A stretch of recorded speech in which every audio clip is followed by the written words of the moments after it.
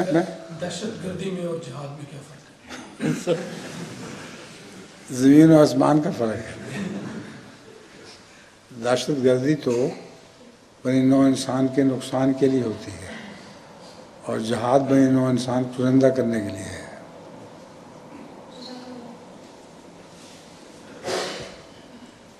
السلام علیکم پیارے حضور۔ وعلیکم السلام۔ میرا نام احمد سرفراز ہے، میرے والد کا نام منور احمد، حافظ بداسلام کا بھائی ہوں۔ السلام بھائی۔ جی اچھا، میرا سوال ہے، جب کوئی صورت حفظ کرتے ہیں اگر اس میں سجدہ آ جائے تو جتنی بار ہم پڑھتے ہیں اتنی بار سجدہ لازمی ہے یا ایک بار؟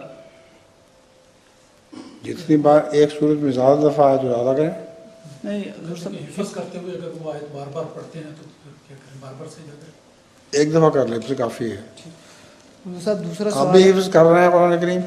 جی جی حضور۔ آپ بھی قرآن کریم حفظ کر رہے ہیں؟ نہیں حضور، اچھا کوشش کر رہے ہیں صورتیں وغیرہ 30 پارے۔ اچھا، آگے۔ دوسرا سوال ہے، کراچی میں رمضان المبارک میں غیر جماعت 3 روزہ اور 10 روزہ تراویح پڑھاتے ہیں، یہ کیا حضور صلی اللہ علیہ وسلم کے زمانے میں بھی سلسلہ تھا؟ تراویح 3 روزہ اور 10 روزہ تراویح، یعنی کہ 3 روز میں قرآن شریف اور 10 روز میں قرآن شریف ختم کرتے 3 ہیں۔ روزہ اور 10 روزہ تراویح کا کوئی ثبوت نہیں ملتا رسول اللہ صلی اللہ علیہ وسلم کے زمانے میں، اچھا، اور تراویح بھی نہیں ہوا کرتی تھی۔ ٹھیک تراویح تو حضرت عمر نے شروع کروائی ہے۔ ٹھیک۔ حضرت رسول کریم صلی اللہ علیہ وسلم کے زمانے میں تو لوگ تہجد کے وقت ہی اٹھ کر نماز تہجد پڑھا کرتے تھے۔ تراویح کا رواج اس لیے پڑا کہ بہت سے مزدور ایسے تھے جو دن بھر محنت کرتے اور رات کو گہری نیند سو جانے کی وجہ سے تہجد کے وقت ان کی آنکھ نہیں کھلتی تھی، تو ان کی خاطر حضرت عمر رضی اللہ تعالیٰ عنہ نے تراویح کا رواج شروع کیا، اور یہ 3 روزہ یا 10 روزہ کی تو کوئی بحث نہیں آتی۔ یہ ٹھیک ہے۔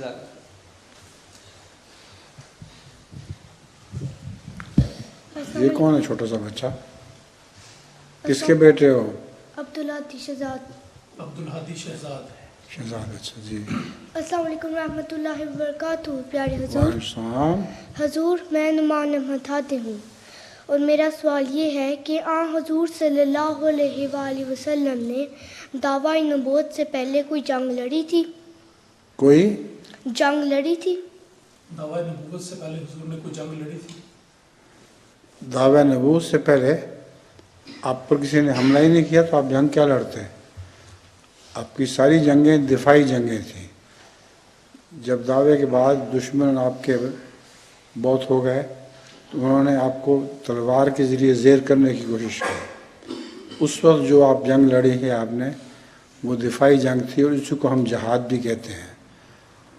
تو دعوے سے پہلے تو کوئی دشمن تھا ہی نہیں، بلکہ آپ بہت ہردل عزیز تھے۔ جہاں سے آپ گزرتے تھے لوگ امین امین کہا کرتے تھے، کہتے کہ یہ ایک امانت دار شخص ہے، دیانت دار اور امانت دار، اس لیے جنگ کا کوئی سوال ہی نہیں تھا۔ جزاک اللہ حضور۔ چھوٹے سے بچے کو خیال خوب آیا ہے۔ السلام علیکم حضور۔ وعلیکم السلام۔ السلام علیکم حضور، میرا نام عبدالاکبر خان ہے اور میرے ابو کا نام عبدالاحد خان ہے۔ عبدالواحد؟ عبدالاحد۔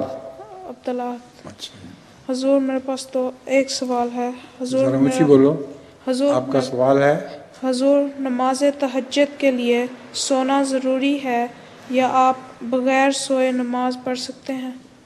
کیا نماز تہجد کے لیے سونا ضروری ہے یا بغیر سوئے بھی نماز پڑھیں؟ نماز تہجد سے پہلے رات کو سونا ضروری ہے، مگر اگر کام ہو کسی کو ساری رات تو اس کے بغیر بھی تہجد پڑھ سکتا ہے، وہ تہجد ہو جاتی ہے، لیکن اصل تہجد وہی ہے جو سو کر پھر اٹھے انسان۔ السلام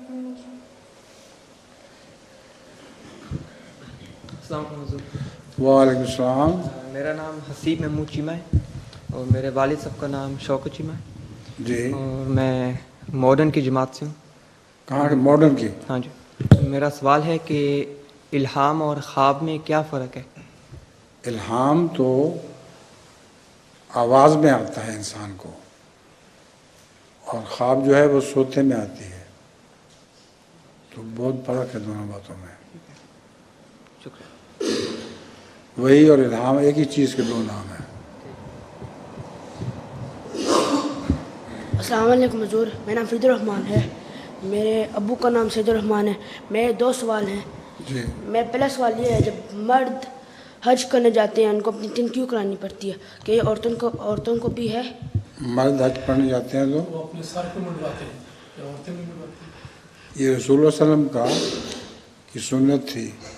सर मुंडवाना इसलिए था कि बच्चा जब पैदा होता है तो उसका भी सर मुंडा जाता है, और ये एक किस्म की वक्फ की इलामत है सर मुंडना। सिर्फ इस्लाम में नहीं, दूसरे मज़ाहिब में भी सर मुंडाना वक्फ की इलामत है। नन्स भी सर मुंडवा लेती हैं और साधु भी सर मुंडवा लेते हैं। तो ये सर मुंडाया जाता है कि गोया हम हज में खुदा की खातिर वक्फ हो रहे हैं। औरतों को सहूलत है कि आन सल्लम ने मना फरमाया कि औरतें सर मुंडाएँ, उनके बाल तुशवा लेती हैं वो, और इतना ही उनके लिए काफ़ी है। मेरा दूसरा सवाल ये है, ये जुम्मे को ईद का दिन क्यों कहते हैं? जुमा को ईद का दिन क्यों कहते हैं? खुशी का दिन है, इकट्ठे होते हैं लोग, बरकत दिन है।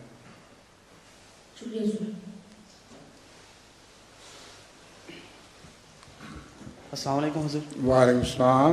मेरा नाम शमसुल हक सेठी है और मेरे वालिद का नाम ज़ियाउल हक सेठी है। ज़ियाउल हक सेठी, और मेरा तलक लिवरपूल जमात से है। कहाँ के? लिवरपूल। अच्छा। मेरा सवाल यह है कि कुरान मजीद में पहले सुपारे की 45वीं आयत जिसमें बनी इसराइल का जिक्र आ रहा है, वहाँ पे अल्लाह ताला फरमाता है कि नमाज कायम करो और ज़कात दो।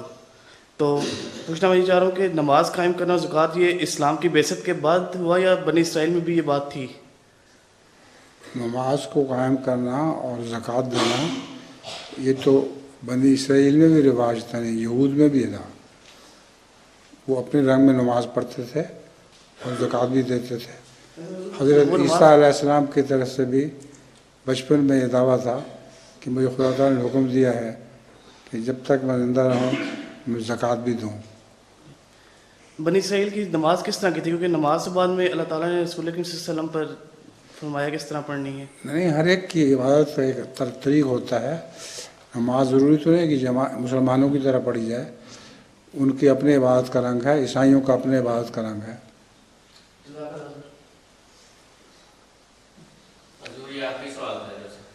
आखिरी नहीं, अभी तो आने वाले हैं। ख़वातीन का सवाल है कोई? ख़वातीन की